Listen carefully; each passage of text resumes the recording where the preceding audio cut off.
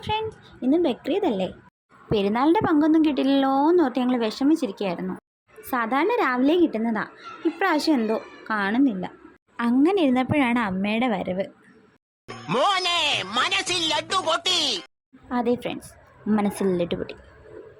കണ്ടപാടെ ഓടിച്ചെന്ന് തുറന്നു നോക്കാനൊക്കെ തോന്നി. പക്ഷെ അമ്മയ്ക്ക് എന്ത് തോന്നും? അതുകൊണ്ട് ഞങ്ങൾ ക്ഷമയോടെ കാത്തിരുന്നു. എന്തായാലും ഞങ്ങൾക്കുള്ളത് തന്നെയല്ലേ.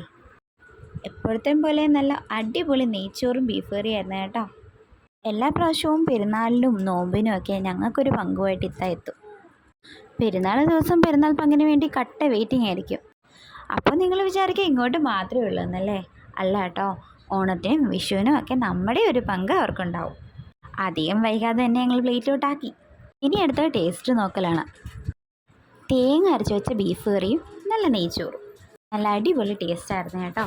അപ്പോൾ ഇത്രയേ ഉള്ളൂ ഞങ്ങളുടെ വീഡിയോ. ഇഷ്ടപ്പെട്ടാൽ ലൈക്ക് ചെയ്യുക, കമൻറ്റ് ചെയ്യുക, ഷെയർ ചെയ്യുക, സബ്സ്ക്രൈബ് ചെയ്യുക.